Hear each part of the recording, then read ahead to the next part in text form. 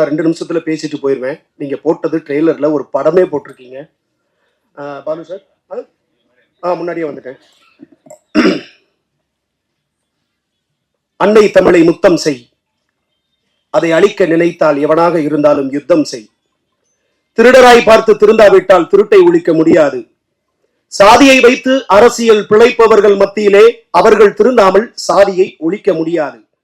லஞ்சம் கொடுப்பவர்களும் வாங்குபவர்களும் திருந்தாமல் லஞ்சத்தை ஒருபோதும் ஒழிக்க முடியாது.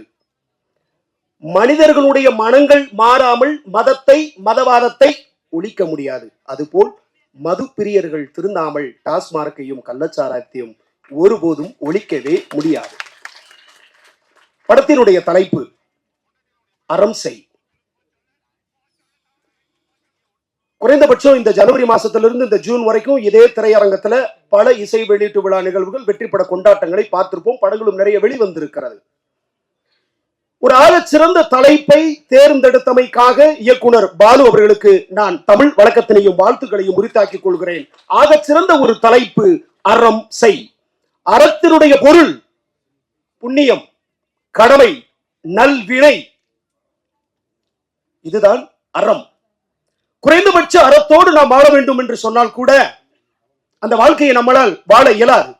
முதலிலே இந்த படத்தினுடைய இயக்குனர் அவர்களுக்கும் படத்தினுடைய தயாரிப்பாளர் அவர்களுக்கும் என்னுடைய அழைப்பினை ஏற்று வருகை தந்திருக்கின்ற பாசிசத்தினுடைய பிஜேபியினுடைய வில்லி சுந்தர வள்ளி அவர்களுக்கும் மாஸ்டர் ஜாக்குவார் தங்கம் அவர்களுக்கும் என் அன்பிற்குரிய நண்பர் ஜீவா அவர்களுக்கும் பெருமதிப்பிற்குரிய டைமண்ட் பாபு சார் அவர்களுக்கும் மேடையில் உள்ளிட்ட கதாநாயகிகள் திருச்சி சாதனா, பணிபுரிந்த தொழில்நுட்ப வல்லுநர்கள், குறிப்பாக 4 பாடல்களை முத்தாக கொத்தாக தந்திருக்கின்ற அண்ணன் கவிஞர் சிரேகன் அவர்களுக்கும், தேன்மொழி தாஸ் ஆக சிறந்த எழுத்தாளர் அவர்களுக்கும், படக்குழுவில் பணிபுரிந்த அத்துணை பேருக்கும், இதனெல்லாம் தாண்டி பத்திரிகை துறை நண்பர்களுக்கும் ஊடகத்துறை நண்பர்களுக்கும், PRO யூனியனுடைய தலைவர் அண்ணன் விஜய் முரளி அவர்களுக்கும், பெருதுளசி பழனிவேல் மற்றும் உள்ளிட்ட அத்துணை நண்பர்களுக்கும் என் அன்பின் வணக்கங்களை உரித்தாக்கிக் கொள்கிறேன்.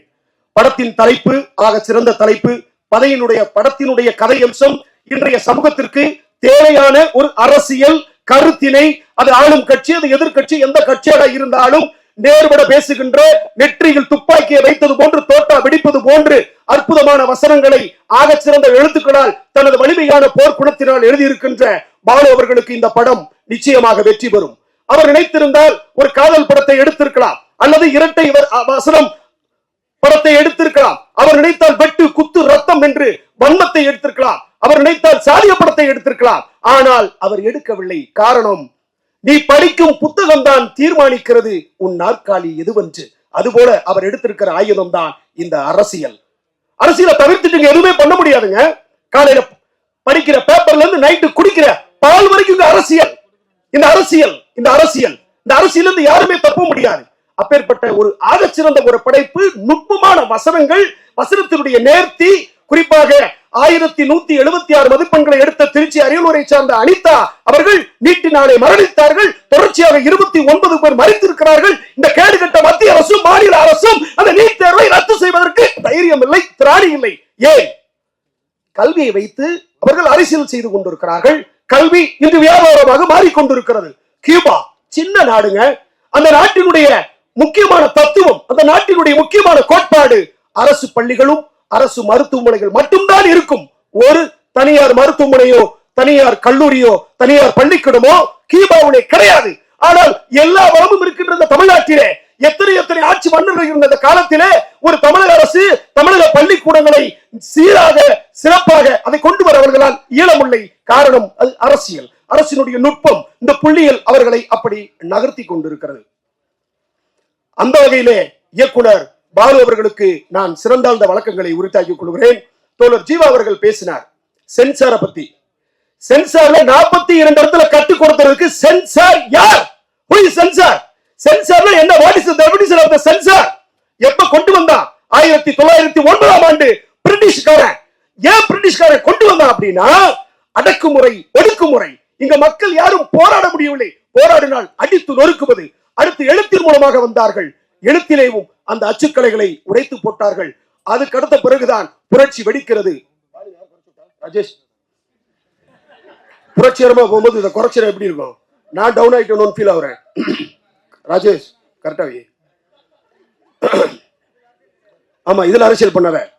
புரட்சிகரமா அந்த அச்சுத்தாள்களை முடக்கினார்கள். அதுக்கு பிறகு இவர்கள் எந்த வகையிலே போராட்டத்தை எடுக்க வேண்டும் என்று சொல்லி காணொலி வடிவாக வீடியோ காட்சிகளின் மூலமாக பிரிட்டிஷ்காரர்களுடைய ஏகாதிபத்தியத்தையும் அடக்குமுறைக்கும் எதிராக படத்தை எடுத்து அதை வெளியிடும் பொழுது டாக்குமெண்ட்ரியாக புரட்சி தீ பற்றி எரிந்தது, விடுதலை பிறந்தது.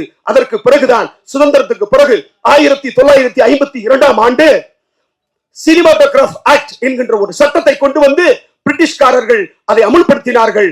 நம்முடைய அடக்குமுறையை இப்படி வெட்ட வெளிச்சம் போட்டு காட்டுகிறார்களே, இனி இந்த படம் இப்படி வெளியே வரக்கூடாது, அது நமக்கு பாதிப்பு என்று நினைத்துத்தான் அந்த சென்சார் போர்டு சட்டத்தை கொண்டு வந்தார்கள். எனக்கு தெரிந்து சென்சாரிலே யார் இருக்கிறார்? பிஜேபி அரசினுடைய உறுப்பினர்கள் தான் இருக்கிறார்கள்.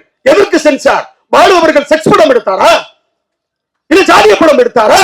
அப்ப கேட்கறதுக்கு இங்க யாரும் இல்லைன்னா நான் கேட்பேன்.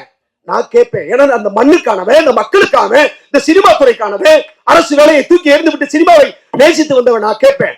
முன்னாடியே ஜீவா அவர்கள் சொல்லி இருந்தால் தமிழகத்திலே சென்சார் கூட இருக்கிறாது, அடிச்சு உடைச்சு எரிஞ்சிருப்போம்.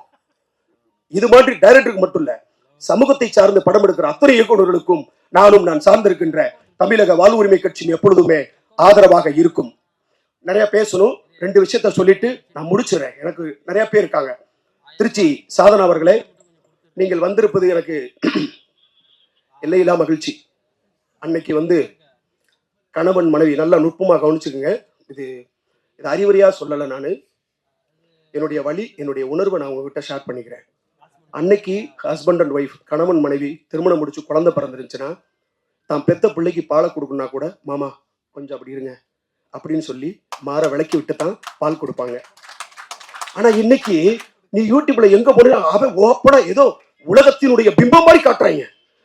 இதெல்லாம் எப்படி? இது வந்து என்னன்னா, இதை கேட்கறதுக்கு சிரிக்கிற மாதிரி இருக்கும். அதனுடைய நுட்பமான விஷயத்தை நீங்க புரிஞ்சீங்கன்னா அதை இனிமேல் செய்ய மாட்டாங்க. அப்படி இருக்கிறாங்க.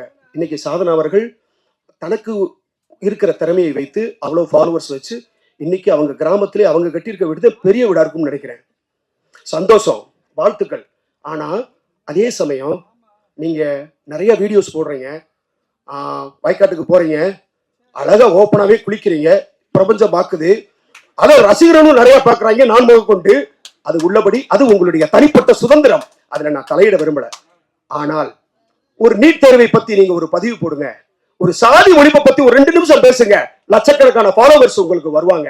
உங்க மேல இந்த சமூகம் அவர்கள் நல்ல ஒரு மதிப்பை வைத்திருக்கும். இந்த படத்துல கூட நீங்க ஒரு அற்புதமான ஒரு கேள்வியை கேட்டீங்க முதல்வர் அவர்களை நோக்கி. அதே மாதிரி சினிமாவில் இருக்கிற நடிகர்களை பத்தி ரொம்ப நேர்த்தியாக பேசுகின்ற, நான் பெரிதும் மதிக்கின்ற பத்திரிகையாளர் 71 வயது நிரம்பிய இளைஞன் அண்ணன் பைல்வான் ரங்கநாதன் அவர்களுக்கும் ஒரு வேண்டுகோள். நீங்கள் இங்க இருக்கக்கூடிய விஷயங்களை ஆணித்தரமாக அப்பட்டமாக நீங்கள் சொல்லுகிறீர்கள். அது சினிமாவில் இருக்கிறது, அதை திருத்தணும். நான் அதை திருந்தறதுக்கு தான் நான் சொல்றேன். இதை நான் போய் பார்க்கல, நான் கேள்விப்பட்டதை சொல்றேன், அதுக்கு ஆதாரம் இருக்கு அப்படின்னு சொல்றீங்க. ஓகே, உள்ளபடி ரைட் இருக்கட்டும். ஒரு டிபார்ட்மெண்ட்ல வேலை பார்த்த ஒரு அதிகாரி கொஞ்சம் அறம் இருக்கணும். ஏன்னா இந்த படத்தின் தலைப்பு அறமா இருக்கிறதுனால அறம்னா என்னன்னு நான் சொல்லித்தான் ஆகணும். நான் எல்லாரும் போய் வந்துட்டு படம் நல்லா இருக்கு, சூப்பரா இருக்குன்னு சொல்லிட்டு போறதுக்கு நான் வரல. நான் அப்படி ஆள் கிடையாது. நான் சாப்பாட்டுக்காக சண்டை போற ஆள் இல்ல, சாவுக்காக சண்டை போடுற கூட்டத்துல இருந்து வந்துடுறேன். அதனால நான் சொல்லணும். அதனால என்னுடைய தாழ்மையான வேண்டுகோள், இப்ப கள்ளச்சாராயம் 51 பேர் செத்தாங்க, அதை பத்தி ஒரு வீடியோ போடுங்க, அதை பத்தி ஒரு விழிப்புணர்வை கொடுங்க. சமூகம்னா என்ன?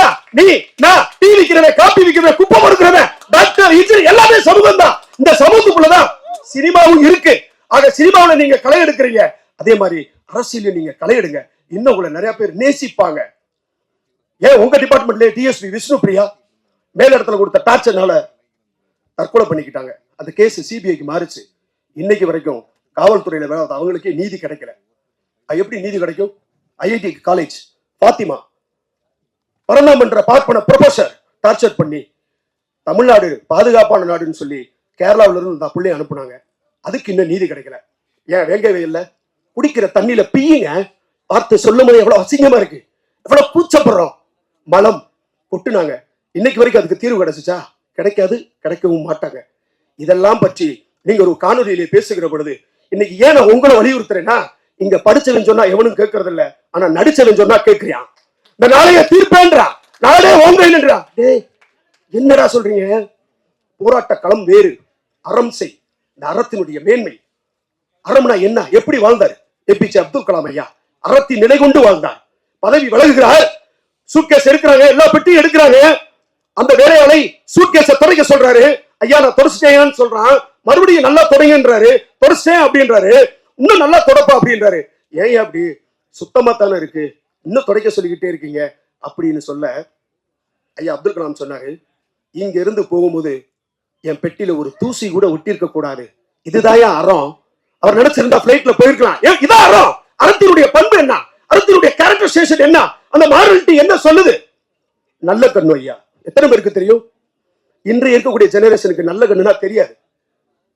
அவருடைய 84வது பிறந்த நாள் விழாவிற்கு 84 லட்சம் ரூபாய் தூக்கிட்டு போய் அந்த கட்சி கொடுக்குது.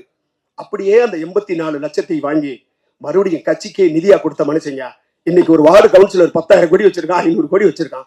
எது அறம்? நிறைய பேசுறோம். இந்த அறம் நிச்சயமாக வெல்லும். படக்குழுவினர் அத்தனை பேருக்கும் என்னுடைய வாழ்த்துக்கள். இனிமேல் சென்சார் சம்பந்தமா எந்த பிரச்சனை சொல்லுங்க. வழக்குகளுக்கு அஞ்சுபவன் நான் கிடையாது. பிறப்பு ஒரு முறை, இறப்பு ஒரு முறை. அந்த இறப்பு அர்த்தம் உள்ளதாக இருக்கணும். அந்த இறப்பு நம்மை நேசித்து வர வேண்டும். உங்களுக்கும் என்னப்பா போமா முடிச்சிடும், நானே முடிச்சிடும். எனக்கு தெரியும், டியூரேஷன் தெரியும். நான் எல்லையை தாண்ட மாட்டேன். அனைவருக்கும் என்னுடைய மனமார்ந்த வாழ்த்துக்கள். மாஸ்டர் உங்களுக்கும் வாழ்த்துக்கள். படம் வெற்றி பெற என்னுடைய நெஞ்சம் நிறைந்த வாழ்த்துக்கள். எந்த ஒரு பிரச்சனையாக இருந்தாலும் சொல்லுங்கள். நானும் நான் சார்ந்திருக்கின்ற தமிழக வாழ்வுரிமை கட்சியும் அண்ணன் முத்தமிழன் மேல்முருகன் அவர்களும் எப்பொழுதும் உங்களுக்கு உடன் இருப்பார்கள். அறம் வெல்லும். பாலு சார் வெல்வீர்கள். நன்றி, வணக்கம்.